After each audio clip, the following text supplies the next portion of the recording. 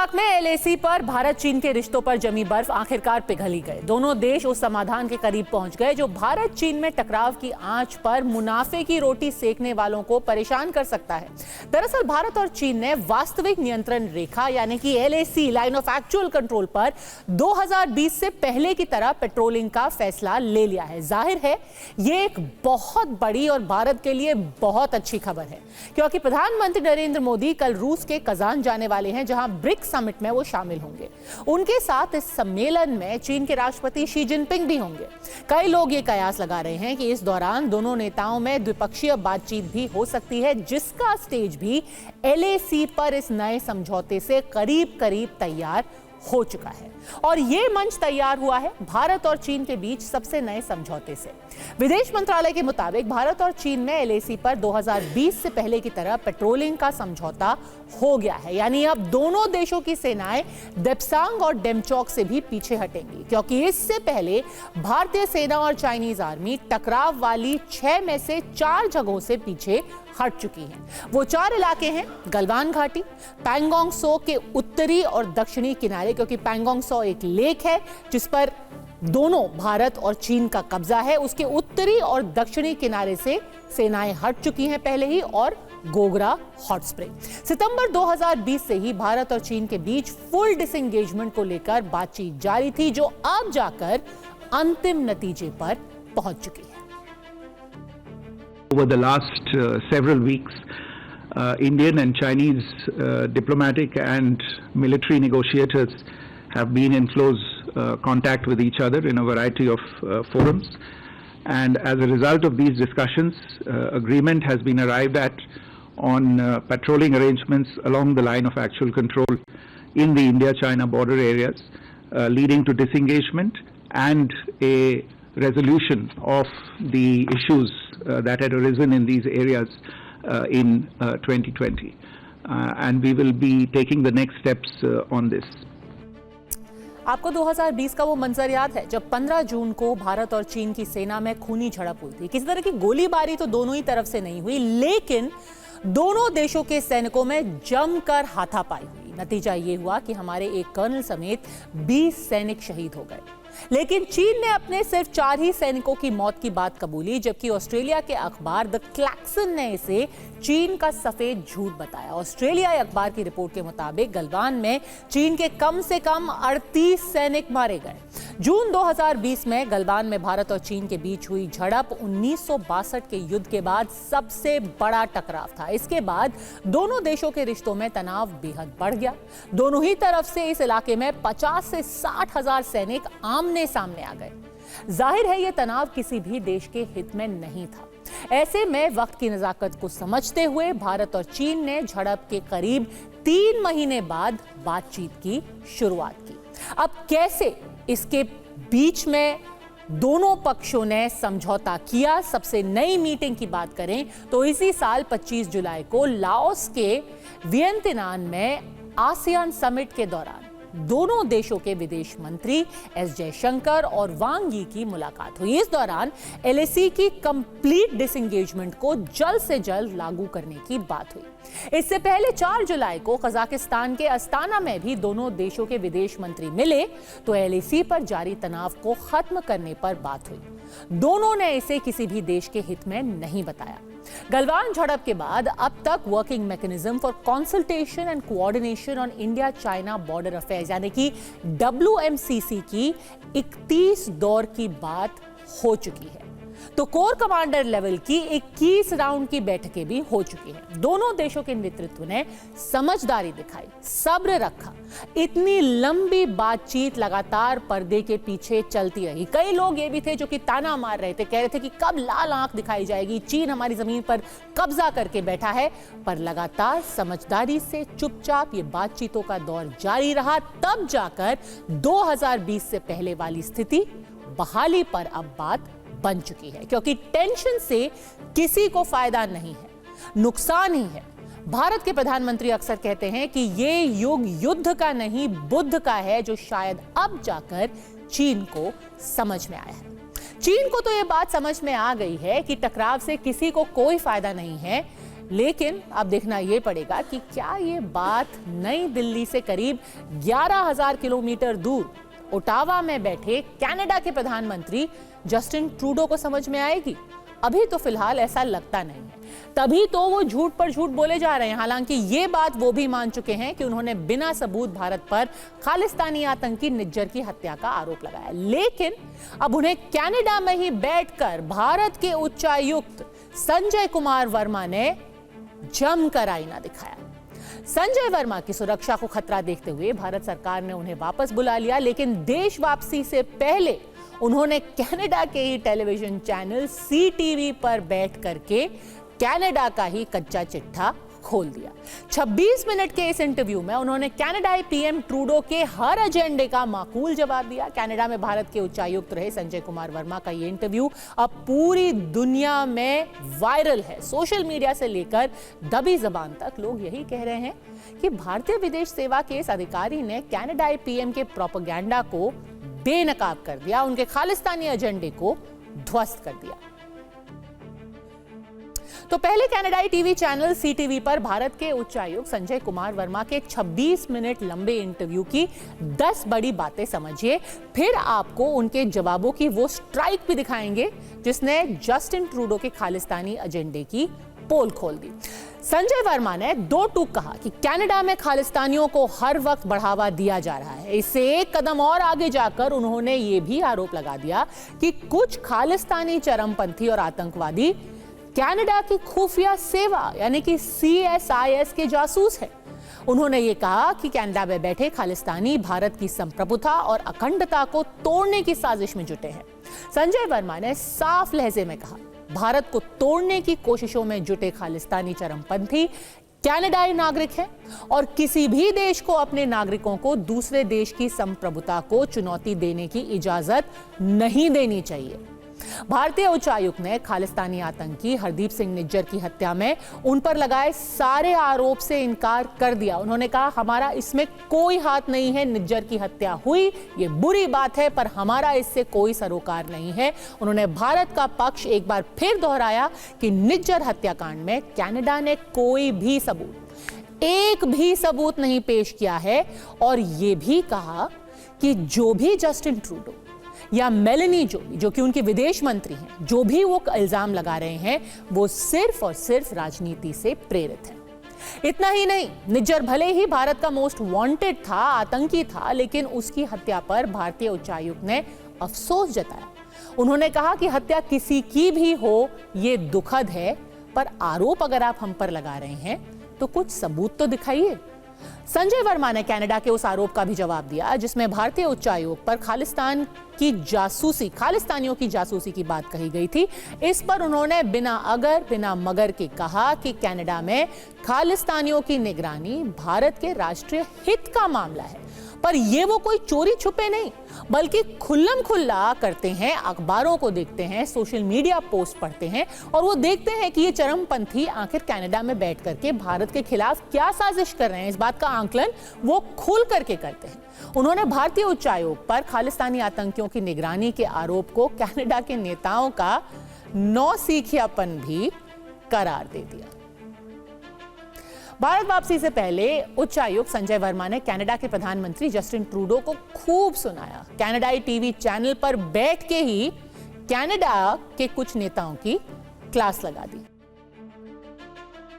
ये शायद आने वाले दिनों में डिप्लोमेसी का एक केस स्टडी बन सकता है। जोर का झटका पर धीरे से। बार बार जस्टिन ट्रूडो और उनकी सरकार भारत के ऊपर आरोप तो लगा रही है, जबकि सच ये है कि कनाडा में बैठे खालिस्तानी आतंकियों के खिलाफ भारत ने एक दो नहीं बल्कि 26 डॉजियर अभी तक सौंप दिए हैं। ट्रूडो सरकार उन सबूतों पर कुंडली मारकर बैठी हुई है। सच ये भी है कि खालिस्तानियों की घुसपैठ कनाडा की सिक्योरिटी एजेंसी तक में हो चुकी है। भारत ने इस बात के सबूत दिए हैं, आरोपी को सौंपने की औपचारिक गुजारिश की है। अब इस संदीप सिंह सिद्धू को ही देख लीजिए। संदीप सिंह सिद्धू उर्फ सनी टोरंटो, यह कनाडा बॉर्डर सर्विस एजेंसी में काम करता है। उसे हाल ही में प्रमोशन देकर सुपरिंटेंडेंट बनाया गया है। वो कनाडा में ब्रिटिश कोलंबिया के ब्रुकडेल कोर्ट में रहता है। कनाडा की बॉर्डर सर्विस का ये सुपरिंटेंडेंट प्रतिबंधित आतंकी संगठन इंटरनेशनल सिख यूथ फेडरेशन यानी कि ISYF का सदस्य है। इतना ही नहीं, पाकिस्तानी खुफिया एजेंसी ISI से भी इसके करीबी रिश्ते हैं। संदीप सिंह सिद्धू भारत में शौर्य चक्र विजेता बलविंदर सिंह संधू की हत्या का आरोपी है। NIA ने अब इस मोस्ट वांटेड गैंगस्टर के खिलाफ पूरी सूचना कनाडा को दी है। उन्होंने इस वांटेड गैंगस्टर सुखमीत पाल सिंह उर्फ सुख भिकारीवाल की मदद से शौर्य चक्र विजेता बलविंदर संधू की हत्या करवा दी। यह NIA का दावा है कि सिद्धू ने एक और मोस्ट वांटेड गैंगस्टर के साथ मिलकर के एक शौर्य चक्र विजेता की हत्या करवाई थी। बलविंदर सिंह संधू पंजाब के तरन तारण में स्कूल चलाते थे और उनकी हत्या CCTV में कैद हुई थी। जिस तरीके से उनको मारा गया था, बेहद निर्मम तरीके से घर में घुस के उनको गोलियों से भून दिया गया था। 16 अक्टूबर 2020 को 2 अपराधियों ने गोली मारकर उनकी हत्या की।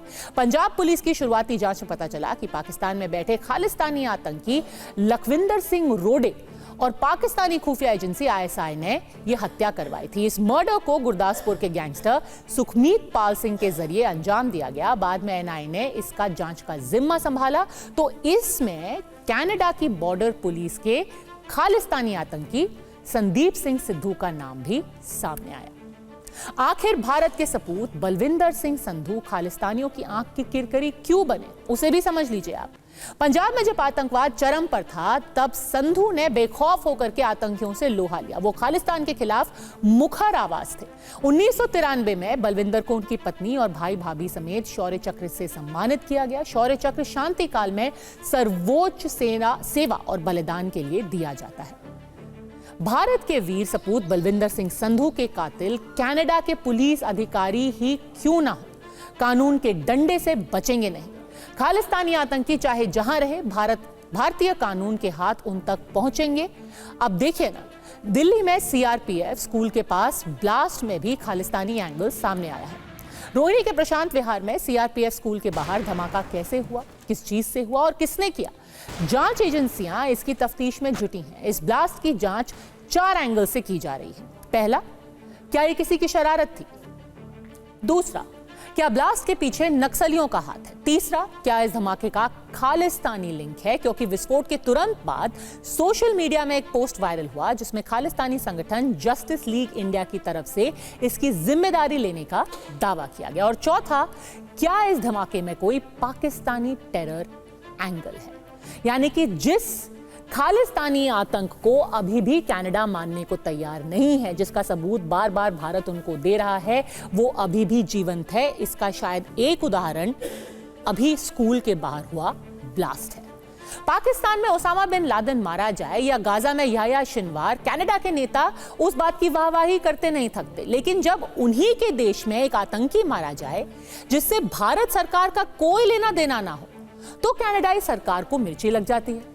बिना सोचे समझे पहले वो वहां के प्रधानमंत्री अनर्गल बयानबाजी करने लगते हैं भारत के खिलाफ। यही वजह है कि भारत ने अब कनाडा और खास तौर पर ट्रूडो सरकार को आईना दिखाया है, अब तक का सबसे कड़ा रुख अपनाया है और साफ तौर पर यह कह दिया है कि पश्चिमी पाखंड अब और बर्दाश्त नहीं किया जाएगा। अगर आप इल्जाम लगाएंगे तो ना सिर्फ आपको उसका जवाब मिलेगा, आपसे यह भी पूछा जाएगा कि अपने आस्तीन में जो आप सांप छुपा करके बैठे हैं, उनको कब आप भारत डिपोर्ट करेंगे। कश्मीर हमले का क्या है पाकिस्तानी कनेक्शन? सिर्फ 4 दिन पहले इस्लामाबाद में SCO सम्मेलन हुआ था। वहां पाकिस्तान के प्रधानमंत्री शहबाज शरीफ ने अमन, शांति, भाईचारे की कितनी बड़ी बड़ी बातें की थी। हमने यही आपको परवाह देश की में दिखाया था। लेकिन गांदरबल की घटना ने एक बार फिर सबूत दे दिया है कि पाकिस्तान ना तो कभी सुधर सकता है और ना ही उस पर कभी रत्ती भर भी भरोसा किया जा सकता है। गांदरबल में हुए आतंकी हमले के पीछे एक बार फिर पाकिस्तान का नाम सामने आया है। पाकिस्तान में बैठे सज्जाद गुल नाम के एक मोस्ट वांटेड आतंकी ने गांदरबल में टारगेट किलिंग की योजना बनाई और कश्मीर में दहशतगर्दी का पुराना दौर लौटाने की कोशिश की है।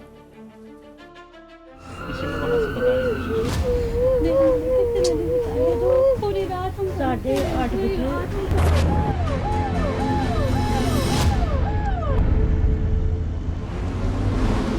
कश्मीर कश्मीर पाकिस्तान नहीं बनेगा, नहीं बनेगा, नहीं बनेगा।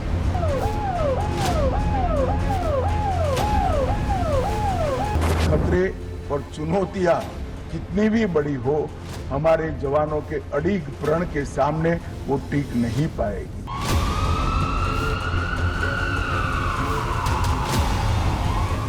पाकिस्तान ने एक बार फिर वही किया जिसके लिए वो बदनाम है।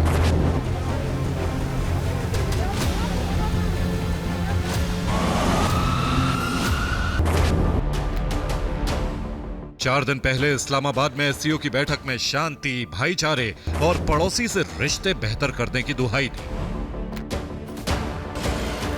और उसके तुरंत बाद हमेशा की तरह आतंकी भेजकर अमन की पीठ में छुरा घोंप दिया। किसी ने वहां से बताने की कोशिश की? करवा चौथ के दिन गांदरबल के गगनगीर इलाके में आतंकियों ने नेशनल हाईवे की एक टनल कंस्ट्रक्शन साइट पर अंधाधुंध गोलियां चलाई। 7 बेकसूर लोगों की मौत हो गई। इस हमले में बडगाम के डॉक्टर शहनवाज मीर की मौत हो गई। टनल में डिजाइनर के तौर पर काम करने वाले कठुआ के शशि अब्रोल ने भी गोली लगने पर दम तोड़ दिया। उनके अलावा पंजाब गुरदासपुर के मैकेनिक गुरमीत सिंह, मध्य प्रदेश के मैकेनिकल मैनेजर अनिल कुमार शुक्ला, बिहार के सेफ्टी मैनेजर फहीमन नासिर और बिहार के ही मजदूर मोहम्मद हरीफ और कलीम की भी मौत हो गई।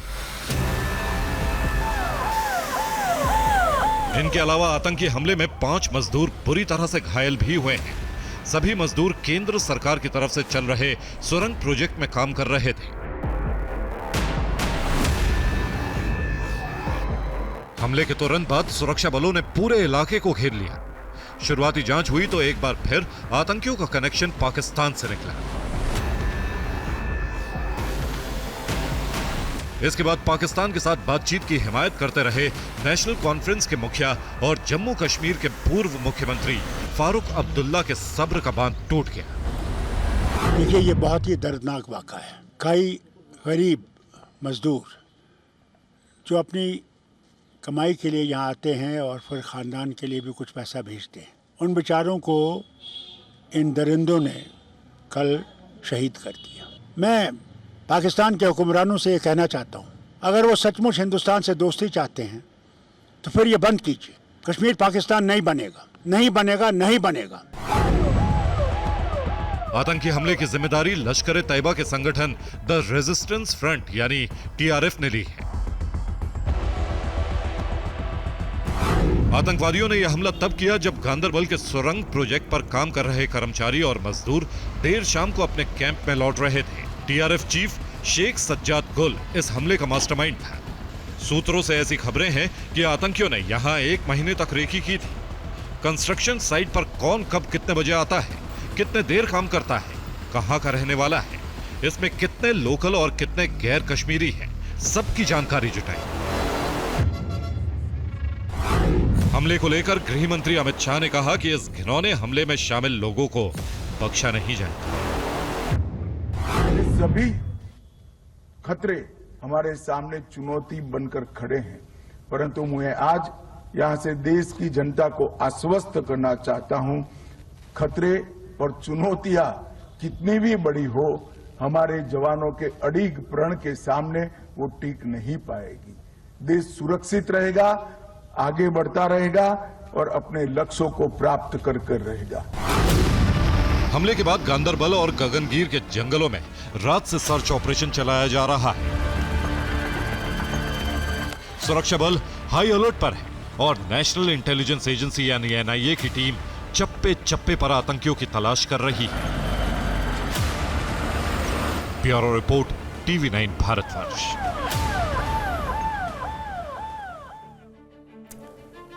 पाँच अगस्त 2019 को जम्मू कश्मीर से धारा 370 हटाई गई थी। इसके बाद घाटी में होने वाले आतंकी हमलों में तेजी से कमी आई थी, लेकिन चुनावों का ऐलान होते ही जम्मू कश्मीर में आतंकी घटनाएं धीरे धीरे करके बढ़ने लगी। 8 अक्टूबर को चुनाव के नतीजे आए। 16 अक्टूबर को पाकिस्तान में एससीओ समिट हुई और इसके तुरंत बाद पाकिस्तान से ताल्लुक रखने वाले टीआरएफ, इस ऑर्गेनाइजेशन के आतंकियों ने गांदरबल में टारगेटिंग किलिंग की सबसे बड़ी घटना को अंजाम दे दिया। जम्मू कश्मीर के गांदरबल में 2019 के बाद से यह सबसे बड़ा आतंकी हमला है।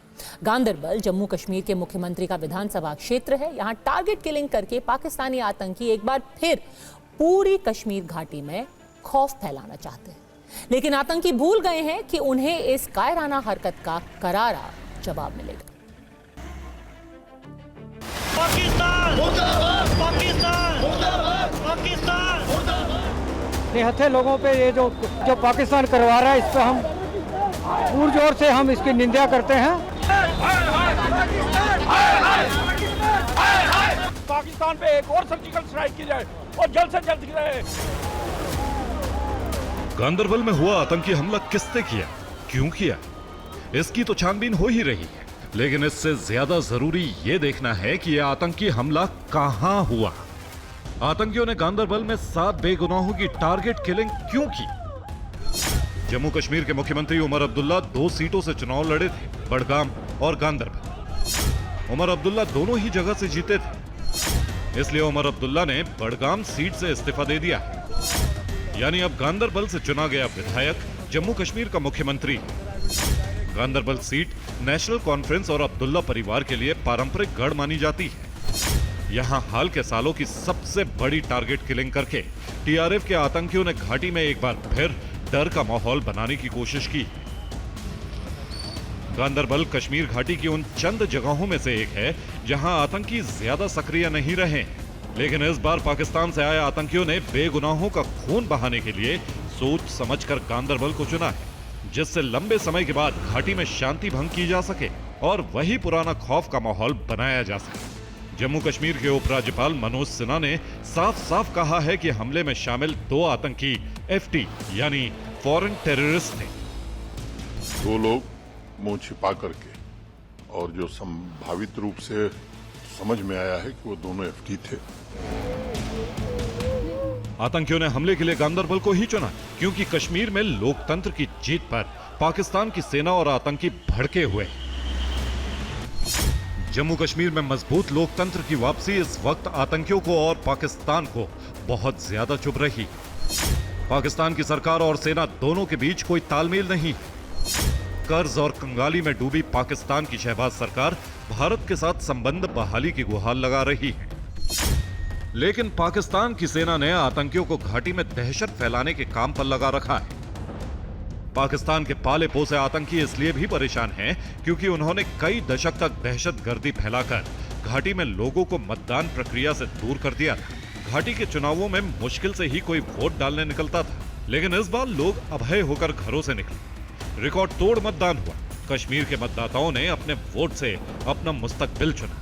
गांदरबल के विधायक उमर अब्दुल्ला मुख्यमंत्री बन गए, तो वही पुराना खौफ फैलाने के लिए पाकिस्तानी सेना और आतंकियों का गठजोड़ सक्रिय हो गया, लेकिन आतंकियों की कोशिश नाकाम रही। गांदरबल में हुए आतंकी हमले के बाद डरने के बजाय जम्मू कश्मीर के लोग आतंकियों के एक्सपोर्टर पाकिस्तान के खिलाफ सड़कों पर उतर आए। पाकिस्तान का यहाँ पर झंडा फूंका गया है। आतंकवाद के खिलाफ लगातार नारे लगाए जा रहे हैं और साफ तौर पे मांग की जा रही है कि जल्द से जल्द उन आतंकियों की धरपकड़ की जाए जिन्होंने इस कायराना हरकत को अंजाम दिया है। पाकिस्तान पे एक और सर्जिकल स्ट्राइक की जाए और जल्द से जल्द की जाए। ये जो रोज का इन्होंने चक्कर बनाया है आतंकवाद का बिल्कुल सफाया करना चाहिए।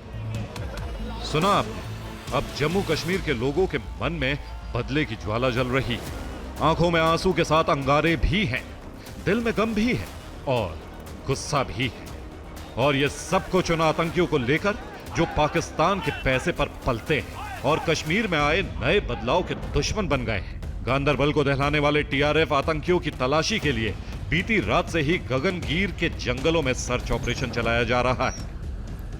अभी भी हालांकि इस इलाके में जो है तलाशी अभियान चलाया जा रहा है और निसंदेह बता दें कि हर आने जाने वाले रास्ते को बारीकी से जो है वो खंगाला जा रहा है। गांदरबल में बेगुनाहों की टारगेट किलिंग करने वाले आतंकियों का कनेक्शन पाकिस्तान से सामने आने के बाद पाकिस्तान की कथनी और करनी एक बार फिर दुनिया के सामने बेनकाब हो गई है। एक बार फिर सबूत मिल गया है कि पाकिस्तान सिर्फ एक धोखे का नाम है, उस पर कभी यकीन नहीं किया जा सकता। Bureau report, TV9 Bharatvarsh. Ganderbal में हुई आतंकी हमले की जिम्मेदारी टीआरएफ नाम के संगठन ने ली है। टीआरएफ लश्कर ए तैयबा का ही नया मुखौटा है। जम्मू कश्मीर में आज भी लश्कर ए तैयबा के स्लीपर सेल और टीआरएफ के आतंकी सक्रिय हैं। गांदरबल में 7 निर्दोषों की हत्या करके टीआरएफ के आतंकी फरार हो गए। इस पर हमले का मास्टरमाइंड शेख सज्जाद गुल को बताया जा रहा है। सज्जाद गुल घोषित आतंकवादी है जो पाकिस्तान में छिपा हुआ है। 2019 में एनआईए ने आतंकी शेख सज्जाद गुल पर 10 लाख रुपए का इनाम घोषित किया था। अब देखिए पाकिस्तान में बैठा मोस्ट वांटेड आतंकी सज्जाद गुल कैसे घाटी में आतंक का अपना नेटवर्क चला रहा है।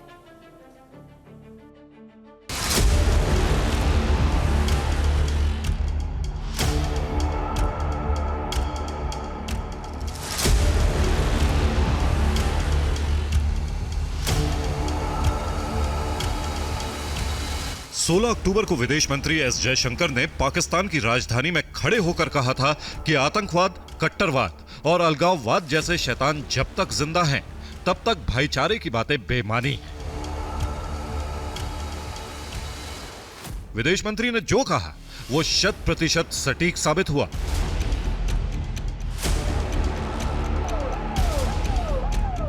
कश्मीर में रक्तपात का पाकिस्तान कनेक्शन सामने आने के बाद दुनिया को पता चल गया है कि पाकिस्तान ने एक बार फिर अमन के लिफाफे में खूनी खंजर भेजा था। कश्मीर का अमन बिगाड़ने के लिए आतंकी अब घाटी में टारगेट किलिंग कर रहे हैं। गांदरबल में टारगेट किलिंग से पहले 16 अक्टूबर को शोपिया में आतंकियों ने एक गैर स्थानीय युवक की गोली मारकर हत्या कर दी थी। अप्रैल में भी टारगेट किलिंग की कम से कम 3 घटनाएं हुई थी। 8 अप्रैल को आतंकियों ने शोपिया जिले के पतपावन में दिल्ली के रहने वाले गैर कश्मीरी ड्राइवर परमजीत सिंह को गोली मार दी थी। 17 अप्रैल को आतंकियों ने बिहार के प्रवासी शंकर शाह की गोली मारकर हत्या कर दी थी। 22 अप्रैल को राजौरी में आतंकियों ने 40 साल के मोहम्मद रज्जाक को गोली मार दी थी। रज्जाक के भाई सेना में जवान हैं। 19 साल पहले आतंकियों ने यहीं रज्जाक के पिता मोहम्मद अकबर की हत्या कर दी थी। इससे पहले 7 फरवरी को आतंकियों ने अमृतसर के 2 युवकों की गोली मारकर हत्या कर दी थी। टारगेट किलिंग पाकिस्तान की कश्मीर में अशांति फैलाने की नई साजिश है। आर्टिकल 370 हटने के बाद से कश्मीर में टारगेट किलिंग की घटनाएं हो रही हैं। आतंकियों के निशाने पर कश्मीरी पंडितों, प्रवासी कामगार, सरकार या पुलिस में काम करने वाले स्थानीय मुसलमान हैं। गांदरबल में हुए हमले में जम्मू के रहने वाले शशि अब्रोल भी मारे गए हैं। शशि दिवाली पर घर आने वाले थे। कब हुई आपकी आखिरी बात? जब वो गया ना दिल्ली, वहाँ पर तब तब हुई। क्या बोला, कब वापस आऊंगा? दिवाली पर आना था, दिवाली था। लड़के ने भी आना था, उसने भी आना था।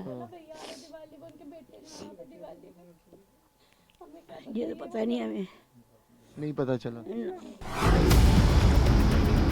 पाकिस्तान के भेजे आतंकी कश्मीर में खौफ का पुराना दौर वापस लाना चाहते हैं, लेकिन शशि अब्रोल के परिवार की तरह पूरा जम्मू कश्मीर पाकिस्तान से ऑपरेट हो रहे आतंक के समूल नाश की मांग कर रहा है। Bureau report, TV9 Bharatvarsh. परवाह देश की में अब तीसरी खबर अमेरिकी चुनाव से जुड़ी हुई है। अमेरिका में जब चुनाव होता है तो पूरी दुनिया की नजर उस पर रहती है। अमेरिका में राष्ट्रपति चुनाव में अब सिर्फ 2 हफ्ते ही बचे हैं। चुनाव प्रचार जाहिर सी बात है जोरों पर है। इस बीच अमेरिकी चुनाव की सबसे दिलचस्प तस्वीर सामने आई है। अमेरिका के पेंसिल्वेनिया के मैकडॉनल्ड स्टोर में पहुंचकर पूर्व राष्ट्रपति और मौजूदा उम्मीदवार डोनाल्ड ट्रंप फ्रेंच फ्राइज बनाते हुए दिखे। सवाल यह है कि डोनाल्ड ट्रंप ने मैकडॉनल्ड्स में जाकर नौकरी मांगी क्यों और उनकी इस फ्रेंच फ्राई का अमेरिका के चुनाव से आखिर कनेक्शन क्या है? अमेरिका में राष्ट्रपति का चुनाव बहुत दिलचस्प होता जा रहा है। राष्ट्रपति चुनावों में डोनाल्ड ट्रंप और कमला हैरिस के बीच जबरदस्त टक्कर देखने को मिल रही है। दोनों उम्मीदवार अपनी जीत को पक्की करने के लिए हर दांव आजमा रहे हैं, हर कोशिश कर रहे हैं और हर वो हथकंडा आजमा रहे हैं जिससे वो अपने वोटरों को लुभा सके और प्रतिद्वंदी को पछाड़ सके।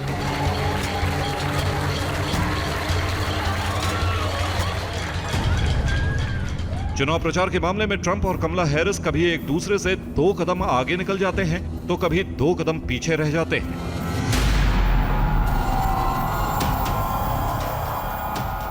चुनाव में जीत किसकी होगी इसका फैसला होने में तो अभी वक्त है, लेकिन दोनों उम्मीदवार एक दूसरे को पीछे छोड़ने के लिए हर चाल चल रहे हैं। रविवार को अमेरिकी राष्ट्रपति पद के दोनों दावेदार चुनाव प्रचार पर निकले हुए थे।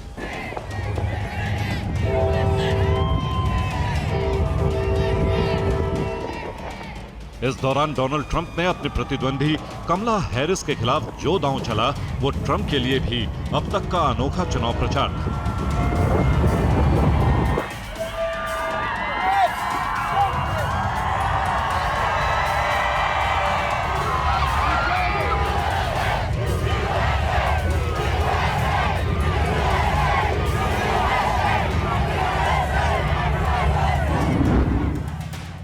रिपब्लिकन उम्मीदवार डोनाल्ड ट्रंप को पेंसिल्वेनिया में मैकडॉनल्ड्स में काम करते हुए देखा गया। इसका वीडियो सोशल मीडिया पर तेजी से वायरल हो गया।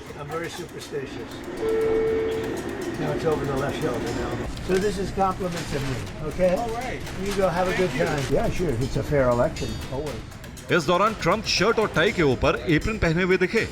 उन्होंने फ्राइज बनाने के साथ साथ मैकडॉनल्ड के कर्मचारियों से बातचीत भी की। ट्रंप ने इस दौरान ऐसी बात कह दी जो सबको हैरान करने वाली थी। दरअसल ट्रंप ने मैकडॉनल्ड्स में नौकरी करने का ऐलान किया। सवाल है कि मैकडॉनल्ड में क्यों पहुंचे ट्रंप? क्या रेस्टोरेंट पहुंचना और वहां जाकर नौकरी मांगना भी ट्रंप का एक चुनावी हथकंडा है? आपको पूरा किस्सा भी बताते हैं। ट्रंप का काफिला जब चुनाव प्रचार के लिए निकला तो रास्ते में उनके समर्थक झंडे लहराकर ट्रंप का स्वागत करने के लिए उमड़ पड़े।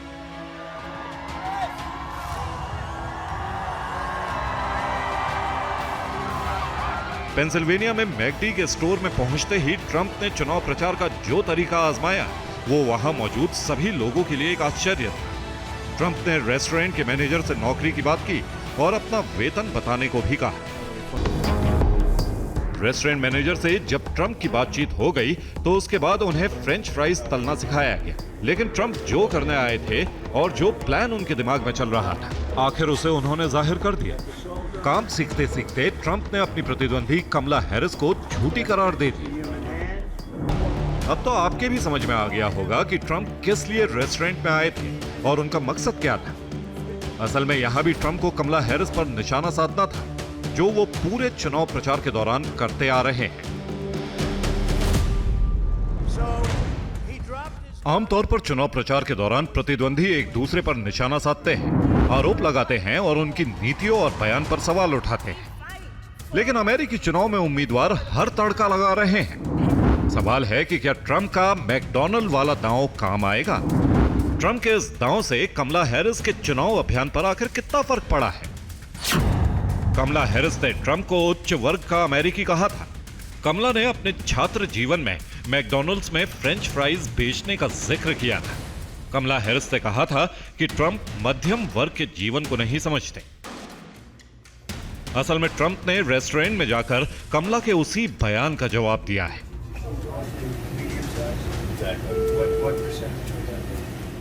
अमेरिका के राष्ट्रपति चुनावों में डेमोक्रेट और रिपब्लिकन उम्मीदवारों के बीच नोकझोंक पहले भी होती रही है, लेकिन इस बार चुनाव में उम्मीदवारों के बीच ये नोकझोंक काफी बढ़ गई है। ट्रंप डेमोक्रेटिक प्रतिद्वंदी कमला हैरिस का मजाक उड़ाने का कोई भी मौका नहीं चूकते।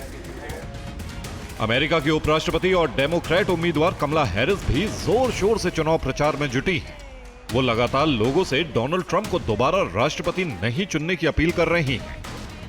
कमला हैरिस का कहना है कि डोनाल्ड ट्रंप अमेरिका के राष्ट्रपति बनने के लिए सही उम्मीदवार नहीं है।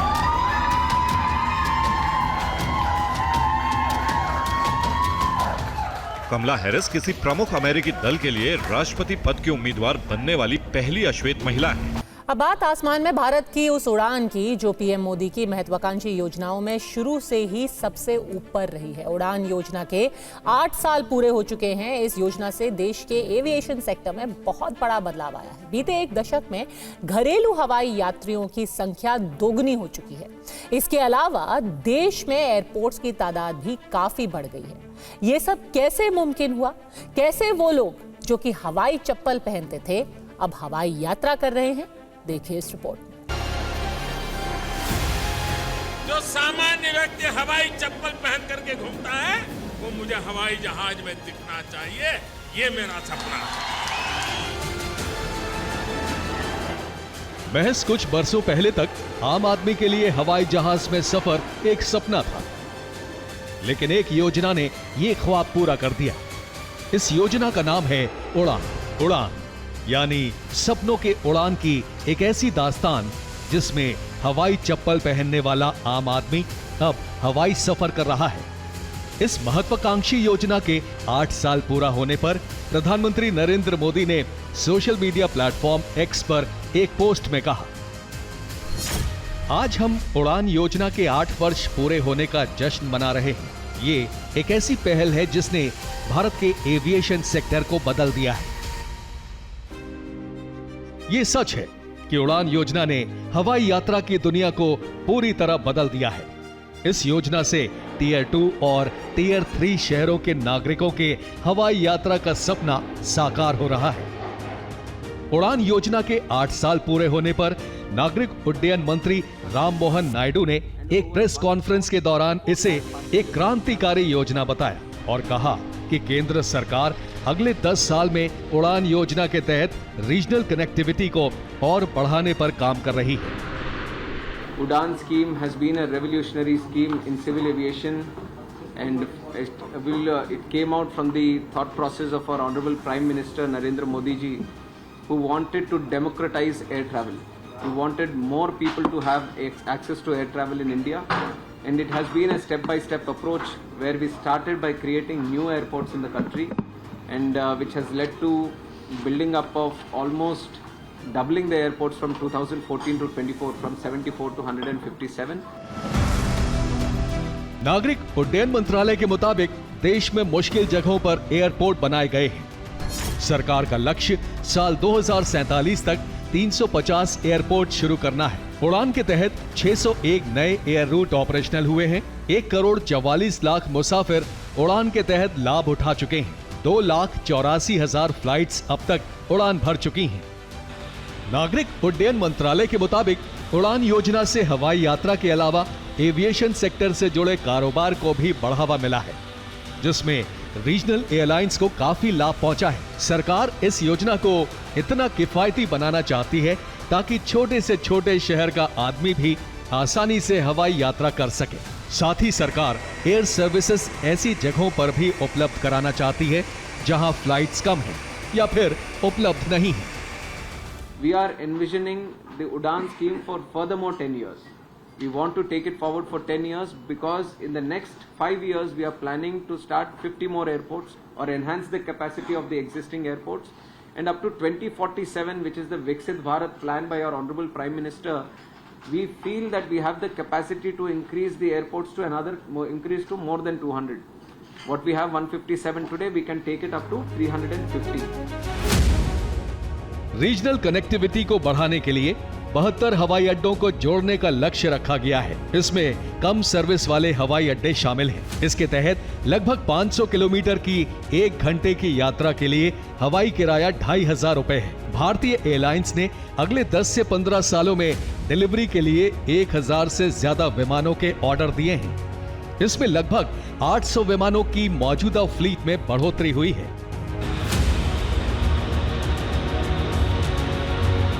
रीजनल एयरपोर्ट ने देश के पर्यटन की तस्वीर भी बदल दी है। उड़ान योजना के तहत पर्यटन क्षेत्रों को काफी बढ़ावा मिल रहा है। उड्डयन मंत्रालय के अनुसार उड़ान योजना से क्षेत्रीय विमानन कंपनियों को अस्तित्व में आने और विकास करने का मौका मिला है। साथ ही इससे रोजगार को भी बढ़ावा मिला है। उड़ान योजना की शुरुआत 21 अक्टूबर 2016 को हुई थी। दरभंगा एयरपोर्ट पर 2 फ्लाइट से इस योजना की शुरुआत हुई थी। सुमंत कुमार के साथ ब्यूरो रिपोर्ट, TV9 भारतवर्ष।